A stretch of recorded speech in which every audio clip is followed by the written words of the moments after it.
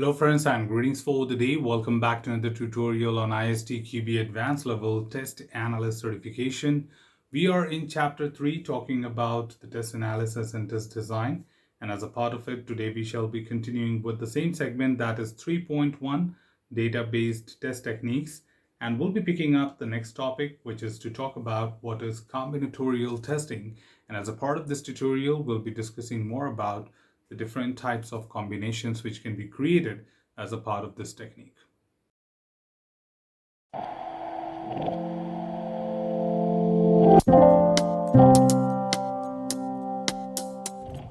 Well, when we talk about combinatorial technique, it is one of the very common methods when we have to take care of different combinations of inputs and try several parameters put together in a way that we look forward to achieve the required coverage. However, we can further bifurcate this into two different methods. And as you can see here, we may first of all talk about that what kind of two different things we have. So when we talk about combinatorial testing, it's more about creating combinations. But again, as you can know that if there are multiple inputs, there could be several things which we can consider as a combination. But however, we have two different approaches, where the first approach uses combination of configuration parameters, and each of these combination can be tested using the same test case. However, the second approach uses combination of input data values, which then becomes part of the complete test case. So in simple words, when we talk about the combinations here, we are trying to say that there are certain basic pair combinations which we look forward to have as a part of the combinations being created. But in some cases, all the pairs or different combination of pairs might be important. So it's just that one approach, or the first approach, is more about minimizing the number of test cases. However, the second one is to trying consisting of several combinations. So let's quickly talk about it when it comes to the detailed dive of these two coverages or these two approaches. The first one is the base choice coverage. Here you assume that some parameter value pairs are more important than others.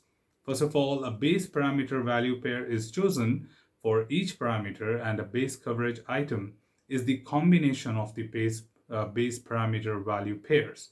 Subsequent coverage items are created from the base coverage item for each parameter by replacing its base parameter value or pair with each non-base value, which is a little tricky to understand technically, but when we take an example, it will become much more simpler. However, pairwise coverage, in which the coverage items are pair of parameter value pairs for any two parameter. Now again, that's a little tricky because we can have any number of y's. Now, tools available are generating coverage items. However, finding a minimal set of test case achieving pairwise coverage is generally difficult.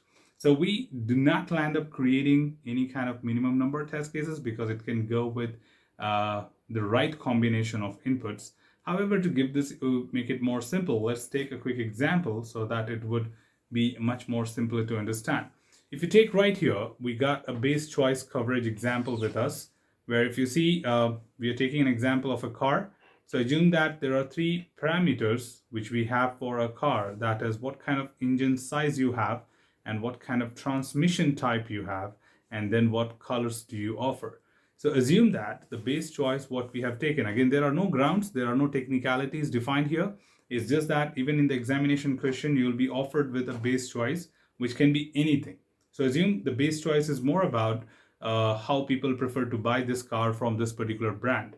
And the base choice is given as 1400 cc is the engine size, which is very common, and manual is most preferred. However, the color is also white. So taking this as a base choice, if you see, my number of test cases would be 7. Why 7? Let's have a quick discussion.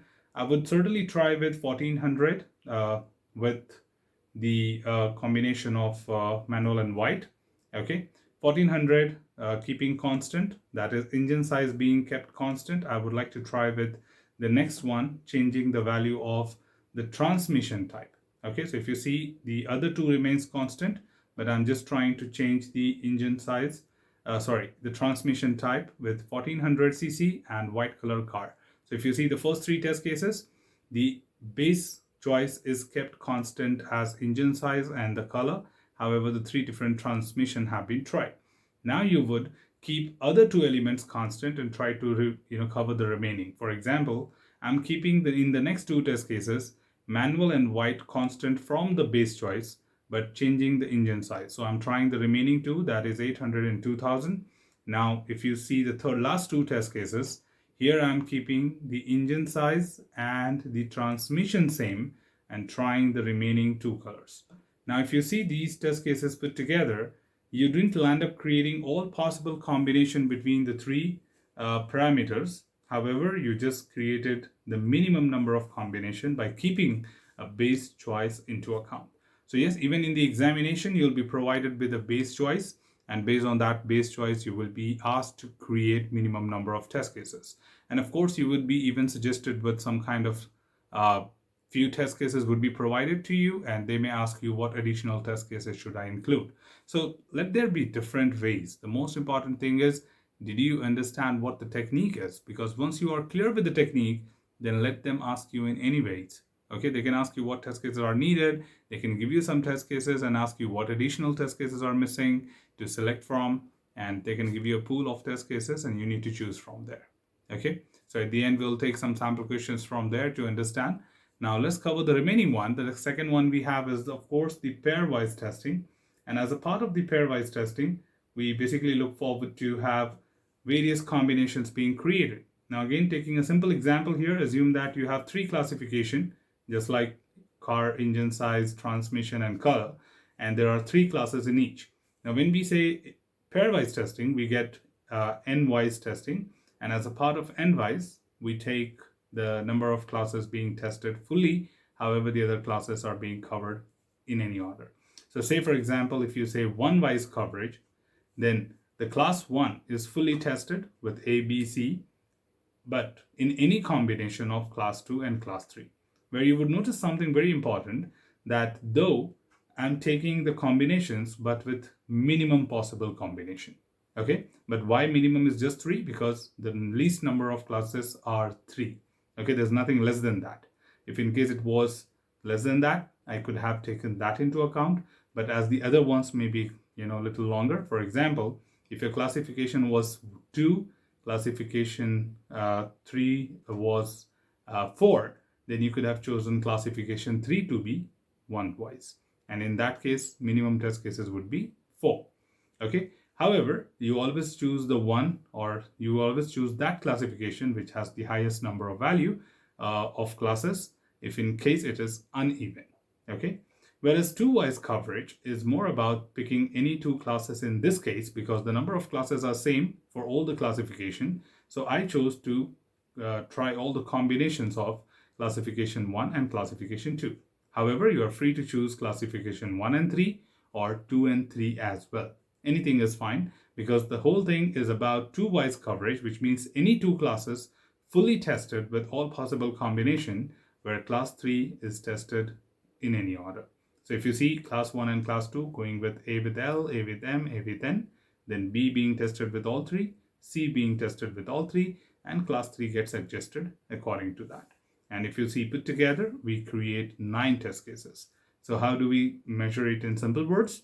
You can say that two-wise is the number of classes in two classifications, the highest ones, and then you take all possible combination, which is the multiplication of the classes itself. So 3 cross 3, you would get everything what you need. Okay. Whereas if you continue further and somebody says, hey, we want full-wise coverage, which means all three classification, or three-wise coverage, both are same, you can go with 3 into 3 into 3. So you will get 3 multiplied by 3 as 9, and 9 multiplied by 3 as 27. So total number of test cases for full-wise coverage would be 27 here. And that makes it very clear that there might be different wise coverage, and according to that, you would go with this. Now, just quickly to say here, for example, classification 1 had 3, classification 2 had 4 classes, and classification 3 had 5 classes, then 1-wise is 5, 2-wise is 5 into 4, 20, and 3-wise would be 5 into 4 into 3. Okay, so that is 60 test cases. So we don't really have to draw this table to conclude on the answer. However, you should know the mechanism. So I did that, but the formula remains the same.